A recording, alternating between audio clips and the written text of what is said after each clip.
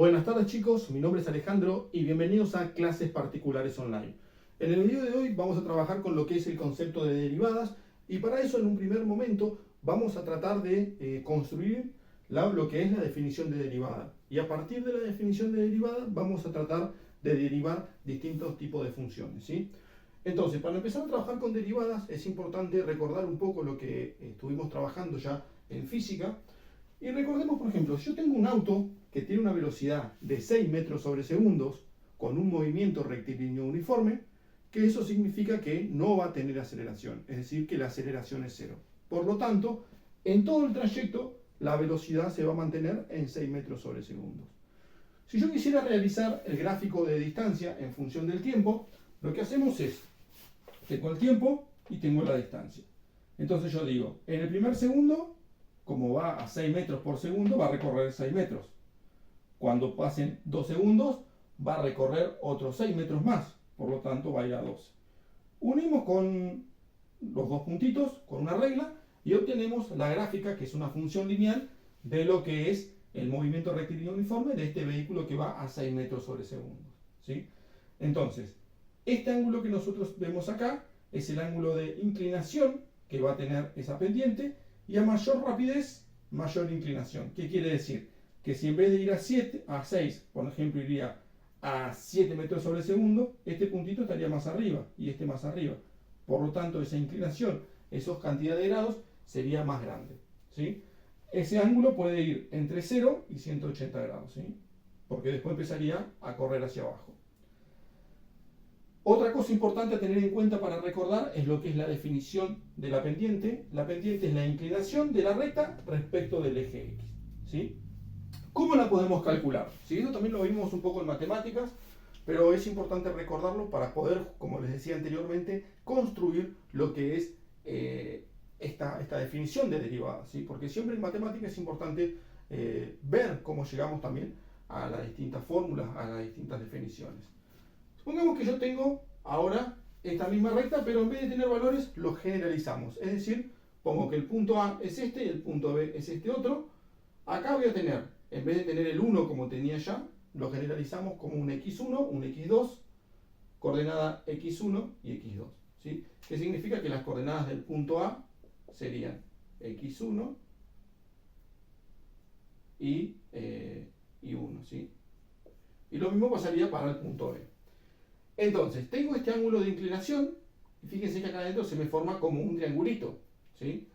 Entonces, si nosotros recordamos lo que son las razones trigonométricas, nosotros sabemos que la tangente de ese ángulo que está acá era cateto opuesto, que es este de acá, sobre cateto adyacente, ¿sí? Entonces, bueno, es esto que yo planteé acá.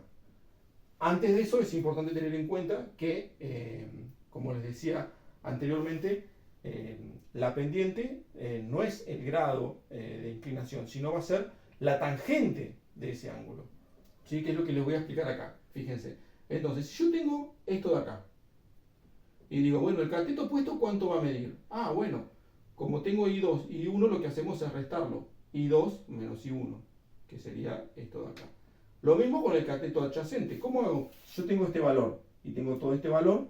¿Cómo hago para encontrar este pedacito? Bueno, x2 menos x1, que es lo que puse acá abajo, ¿sí? Entonces, como la pendiente es la tangente del ángulo, que la vamos a llamar con la letra M, tenemos que la fórmula para encontrar esa pendiente es esta de acá, que es la que usamos justamente en matemáticas, siempre en los cursos más básicos, ¿no? Para encontrar la pendiente de la recta, ¿sí? Y en el ejemplo, del ejemplo anterior, ¿qué podríamos hacer si yo quisiera aplicar la fórmula de la pendiente? ¿Qué hacemos? Bueno, tomo el I2 menos el I1. ¿Qué sería? 12 menos 6.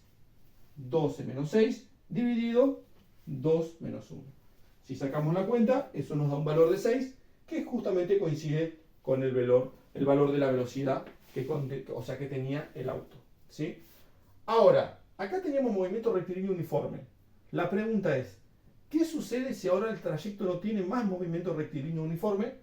Y durante ese trayecto disminuye, aumenta la velocidad, frena, acelera, y nos queda un gráfico de este estilo, ¿sí?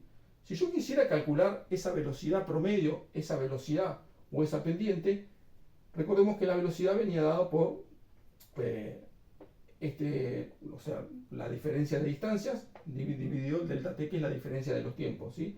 Acá fíjense que si ya el movimiento de la curva es distinto a la que teníamos allá, que en realidad era una recta, fíjense, si yo quisiera calcularlo aplicándolo a esta fórmula, ese valor que voy a obtener de la velocidad promedio, no va a ser tan preciso como en el caso de que ya sea una recta directamente. Entonces la pregunta es, ¿qué podemos hacer en este caso para poder solucionar este problemita? ¿Sí? Yo ahora voy a poner pausa al video, voy a borrar aquella parte y les voy a explicar qué es lo que podemos hacer con este caso, que tiene que ver justamente con lo que es la definición de derivada. Ahora, para mejorar lo que estuvimos trabajando de este inconveniente en donde la pendiente no va a ser precisa, ya que tenemos un movimiento que no es uniforme como en el caso anterior, lo que podemos hacer es tomar intervalos más pequeños. Para eso, lo que podemos hacer, o lo que planteé yo, es lo siguiente, ¿sí? Yo tengo el movimiento de ese auto y tomo acá un punto X y el valor de, en el eje Y sería f de x. Ahora tomo un X, pero sumándole algo, un H, que no sabemos qué es. Es un H, puede ser cualquier número, ¿sí? Pero lo vamos a generalizar como si fuera un H. Entonces, la coordenada en Y que va a ser f de x más H, ¿sí?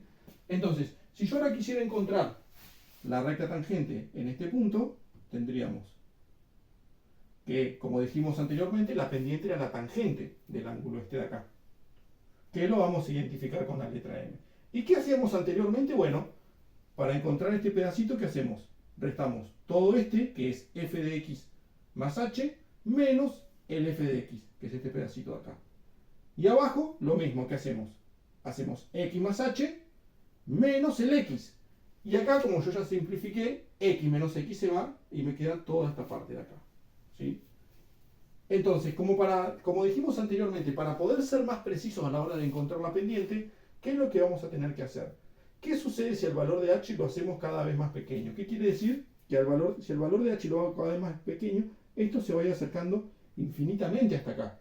Entonces me va a dar me va a dar lo que es el valor verdadero de la pendiente, no un valor no preciso como sucedía en el ejercicio anterior. Entonces, para achicar este h, ¿qué es lo que podemos hacer? Bueno, podemos aplicar el límite. El límite de h tendiendo a cero, es decir, que se acerca muy a cero, pero no es cero. Entonces, ¿qué hacemos? Es lo que planteamos anteriormente. Tratar de a ese h achicarlo y poder tomar intervalos más pequeños.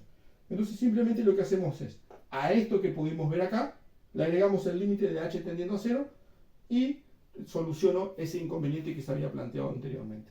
Esto que ustedes ven acá corresponde a lo que es la definición de derivada. Fíjense todo el trayecto que nos llevó poder llegar a esta definición. Ahora vamos a ir en el segundo video, vamos a ir a lo más importante, que por ahí es poder derivar funciones utilizando la definición.